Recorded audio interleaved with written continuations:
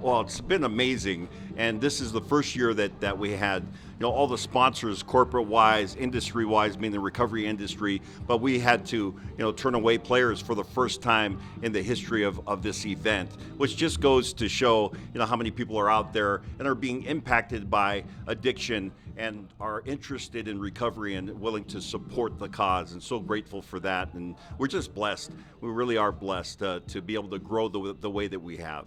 In the years you've been involved with helping people, let's start first with what are the biggest challenges you see with addiction recovery nowadays from what you've seen? Well, the reason why the two charities that we support are the Salida Foundation and the Sobriety Foundation is because of what they do. To answer your question, one of the things that I see is one of the biggest problems is people might get into treatment, and then after they leave residential treatment, 30, 60 days, whatever the case may be, then there's a big drop off because people need continued support after that. So the Salida Foundation, Sobriety Foundation provide sober living. They also have trauma and therapy, continued trauma therapy, vocational training, as well as other programs that people need to be able to stay sober for that first year. Because if people can stay sober for the first year, they have a really good chance to be able to stay sober for a lifetime, and that's the goal. Is that a challenge for you to get them to stay? Yes. And to stay in it after Absolutely. the initial? Because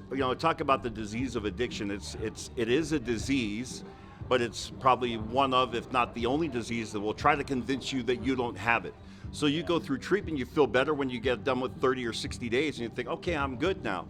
And so I don't have to worry about it. But the reality is that you will continue this for a lifetime. This is a lifestyle change to be in recovery. And so you need some structure, you need support, and that's what these programs provide. So on the other side, there have got to be some great moments for you. Yeah. When you see people go through these things. Yeah. Or outpouring of support here. That's got to be incredibly gratifying. Well, today was special for me because I had several of the guys that I actually played ball with at BYU that have been through the ringer like myself and have come out on the other end. And so it's like a celebration when I see guys like that. And then there's other people that I've been able to work with over the years, and I might run into them at an event like at a jazz game, and they pull me aside and say, hey man, I got 3 years today. Wow. And the emotion, the gratitude for moments like that is indescribable. That's why we do this. And it can impact a lot of people without them even realizing it. We so often think about, prescription medication or stuff, but you can self-medicate to the point to where you maybe not even realize it, but you have a problem. Is that right? As a society, I think we've become accustomed to trying to self-medicate. We're to the point where it's like we thought that pain was such a bad thing that anytime you got even uncomfortable, then you tried to figure out a way to make myself feel better. And the truth is that pain is a great instructor, and it helps us and to be able to lean into the pain. But there are so many people coming through COVID that have been isolated, and in that isolation have found ways to make themselves feel better and self-medicate, and then now find themselves in the throes of addiction. So it can sneak up on you, and it can happen to anyone. And they say that addiction does not discriminate. It doesn't care what part of the valley you live in, what your gross yearly income is. It affects everybody, and not just the addict or the alcoholic that's in the family, but all of the people around that person. So we encourage the entire family to get treatment together so that they can heal. You talk about the outpouring support you have here, the 7 years you've been doing this. Where do you go now? Other than you're a second tournament, I don't know where you go from this, other than the daily work that you do to help people. This is a big event, and it's fun to do this every year. But the truth is, as you mentioned, it's a daily thing, right? I work as a counselor at our Do Recovery Center, and so it's a daily thing that I'm involved in. I'm engaged in that on a daily basis, and not just for the clients that I work with, but for myself and my own personal recovery. The thing that I've learned is that in order to keep that recovery, what you have, then you have to be giving it away. You have to be reaching out and impacting other people.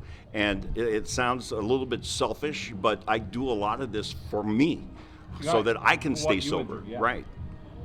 Well, it's awesome. Yeah. It's good to be out here. I love the fact that you blast music during the entire tournament. There aren't many that does that. I got to ask you a couple of sports questions before we wrap up. First of all, draft's coming up. Yeah. You know, when you're picking 9, 16, and 20, Yeah. you have no idea who you're going to get because it's all predicated on what everybody else says. But is that an exciting time as somebody who works for the Jazz and is involved closely? Absolutely, and I think even more exciting because of what we've seen Danny Ainge be able to do, and Danny and Justin Zanuck, and you know, of course, the ownership with Ryan Smith. They have a plan. And I'm not sure exactly what that is, but I have confidence that they know what that is. And you look at all the assets that have been accumulated over the years, including the 3 picks that the Jazz have this year. That's a lot of valuable stuff right there that you can either turn into a package to get somebody else. Exactly. Yeah, okay. And so I think that the Jazz are in a really good place right now, and it's been interesting watching the the playoffs and now going into the finals to see what these teams, because everybody's trying to make some tweaks here and there, and I'm excited to see what the Jazz will do. Okay, then question 2, BYU, Big 12, it's happening. Here we go. This little schedule release yesterday. As an alum, you got to be excited about I'm so excited. I was just down there earlier this week and picking up some stuff, and BYU is always great in supporting this tournament. Picking up some swag? It's picking up some swag, yes. Thank you to my guys at BYU, and because they always take good care of us. But there's some excitement surrounding. There's renovations going on down at Legacy Hall, and it's like this excitement about this new chapter for Brigham Young University, and for those of us that played back in what we call the glory days, back in the 80s, right?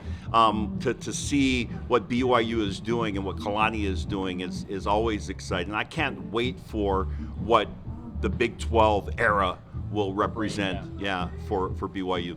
All right, and then lastly, most important, do you know that we're just barely 2 months away from high school I football? know where you're Me, going. Frank, Tony. I cannot wait for this? Yeah. How exciting will this be? I can't wait for it, because this is, and I tell people this all the time, my favorite thing that I do in the broadcast business, and it's nothing against the other jobs that I have, because I love the Utah Jazz and anything else that I might be involved in. But high school football has a special place in my heart because of just how raw it is and how authentic it is, and to watch these teams, Skyridge last year and on their way to a championship, and just to see the individual players and the cultures that are being developed. It's a blast to watch that part of what is going on in our communities, because it's such a big part of our communities. Isaac Wilson going to Utah now. We'll have him a couple times with Corner Canyon. Can't wait. This year, so we get to see what lies ahead. This is going to be fun. Yeah. Absolutely. I love seeing our guys get to the next level, and the ones that don't, what a great experience they have playing football here in Utah. Okay, I'll see you on August 10th. All right. Can you believe it's that soon? I can't wait.